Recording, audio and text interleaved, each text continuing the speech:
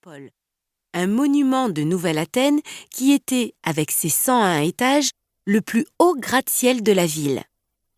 Une des premières choses que Perséphone avait faites lorsqu'elle s'était installée à Nouvelle-Athènes avait été de prendre l'ascenseur jusqu'à l'observatoire du dernier étage, d'où elle avait pu admirer la vue. Elle n'avait pas été déçue. La ville était belle, vaste et palpitante. 4 années plus tard, elle avait encore du mal à croire qu'elle se rendrait à l'Acropole tous les jours pour le travail. Le téléphone de Perséphone vibra sur la table, attirant son attention. Elle y vit un message de sa meilleure amie, Lexa Sidéris. Lexa avait été sa première amie lorsqu'elle avait déménagé à Nouvelle-Athènes. Elle s'était tournée vers Perséphone, en cours, et lui avait demandé si elle voulait travailler avec elle sur un exposé. Depuis, elles étaient inséparables. Perséphone avait été attirée par son style rebelle, avec ses tatouages, ses cheveux noirs comme la nuit et son amour pour Hécate, la déesse de la magie. « T'es où » Perséphone répondit aussitôt. « Au coffee house. »« Pourquoi ? On doit faire la fête. » Perséphone sourit. Depuis qu'elle avait annoncé à Lexa 2 semaines plus tôt qu'elle avait décroché son stage, son amie l'a harcelée pour aller boire des coups. Perséphone avait réussi à repousser la sortie, mais elle commençait à manquer d'excuses, et Lexa le savait. « Mais je fais la fête, » répondit Perséphone, avec un latte vanille. « Non, pas avec du café. Il nous faut de l'alcool, des shots. Toi plus moi, ce soir. » Perséphone n'eut pas le temps de répondre, car une serveuse arrivait avec son latte fumant.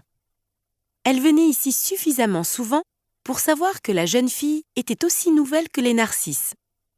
Elle était coiffée de 2 nattes et ses yeux étaient sombres, bordés de cils épais. « C'est bien pour vous, le latte vanille ?» demanda la serveuse en souriant.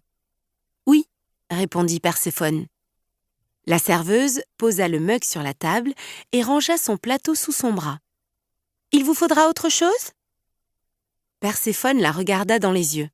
« Vous pensez que Lord Hadès a le sens de l'humour ?»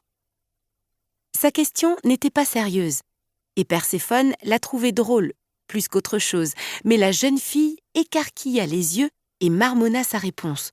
« Je ne vois pas de quoi vous parlez. » Elle était clairement mal à l'aise, sans doute d'avoir entendu le nom d'Hadès. La plupart des gens évitaient de le prononcer, préférant l'appeler Aidonéus pour ne pas attirer son attention. Mais Perséphone n'avait pas peur, peut-être parce qu'elle aussi était une déesse. « Moi, je pense qu'il a de l'humour. Les narcisses sont le symbole du printemps et de la renaissance, » expliqua-t-elle en survolant les fleurs du bout des doigts. En fait, les narcisses auraient dû plutôt être son symbole à elle. Pour quelle autre raison les prendrait-il comme symbole ? Perséphone dévisagea la serveuse, qui devint toute rouge. « Faites-moi signe si vous avez besoin de quelque chose, » bégaya-t-elle en inclinant la tête avant de disparaître. Perséphone prit une photo de son latte et l'envoya à Lexa avant d'en boire une gorgée. Elle mit ses écouteurs et consulta son agenda. Elle aimait être organisée, mais plus que tout, elle aimait être occupée. Les semaines à venir seraient très chargées. Elle avait cours les lundis, mercredis et jeudis, et jusqu'à 3 heures de travail à effectuer tous les jours pour son stage.